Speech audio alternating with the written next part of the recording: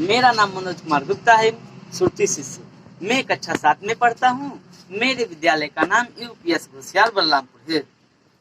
आज मैं आपका परिचय एक ऐसे महान व्यक्ति से कराने जा रहा हूँ जिनका नाम केवल इतिहास में ही नहीं बल्कि कई महान व्यक्तियों में भी लिया जाता है, जिन्होंने कभी भी गुलामी स्वीकार नहीं की थी, जिन्होंने अपने धरती के लिए, अपने देश और धरती के लिए शहीद भी हो गए थे, जिन्हें हम महाराणा प्रताप के नाम से जानते हैं। महाराणा प्रताप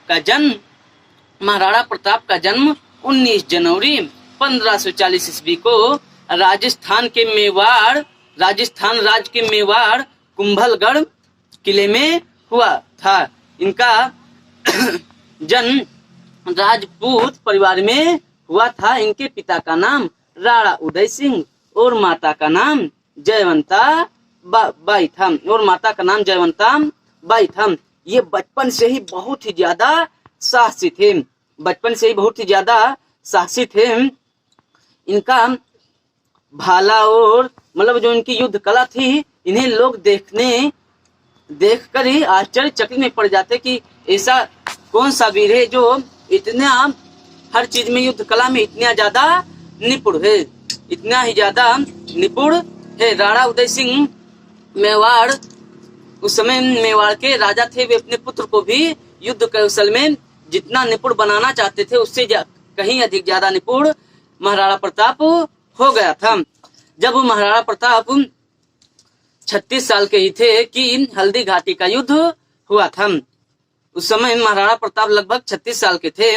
हल्दी घाटी का युद्ध 18 जून 1576 को हुआ था। यह युद्ध हल्दी घाटी में हुआ था, इसीलिए इस युद्ध का नाम हल्दी घाटी पड़ गया।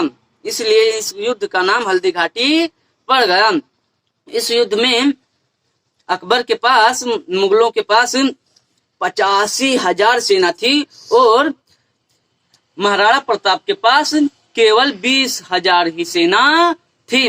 लेकिन महाराणा प्रताप ने पराजय नहीं मानी। अकबर के सामने कई बड़े बड़े योद्धा, कई बड़े बड़े राजाओं ने पराजय स्वीकार कर लिया था, लेकिन केवल एकमात्र महाराणा प्रताप ही थे जो अकबर की पराजय स्वीकार नहीं किए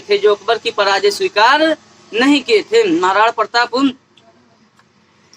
जब हल्दी घाटी का युद्ध हुआ तो जिसमें 20,000 सेना महाराणा प्रताप के पास थी और मुगलों के पास, अकबर के पास 85,000 सेनाएं थी। यह युद्ध 4 घंटे तक चला था, जिसमें महाराणा प्रताप भी घायल हो गए थे और महाराणा प्रताप के 1600 सैनिक भी मारे गए थे और अकबर के, मुगलों के 150 सैनिक ही मारे गए थे और 350 सैनिक घायल हुए थे। किसी तरह जान बचाते बचाते महाराणा प्रताप जंगल में चले आए थे और वहां पर छिप गए थे और अकबर मुगल महाराणा प्रताप को पकड़ने में कामयाब नहीं हो सके थे। महाराणा प्रताप जंगल में रहकर घास की, उनके पास उस समय भोजन नहीं था तो घास की रोटियां बनाकर खाते थे, लेकिन उन्होंने अकबर की गुलामी स्वीकार नहीं की। उन्होंने कहा कि मैं अपने देश के लिए, अपनी धरती माँ के लिए शहीद हो जाऊंगा, परंतु मैं किसी की गुलामी नहीं सहूंगा या फिर मैं किसी के सामने माथे नहीं टेकूंगा।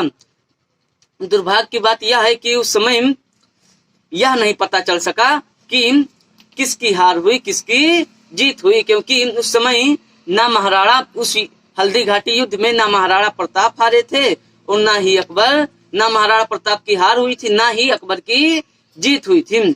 धन्य है ऐसे महाराणा प्रताप को जिन्होंने कभी भी किसी के सामने हार नहीं मानी और कभी भी किसी की गुलामी नहीं की और अपने इस धरती के लिए, अपने इस देश के लिए शहीद हो गए। धन्यवाद।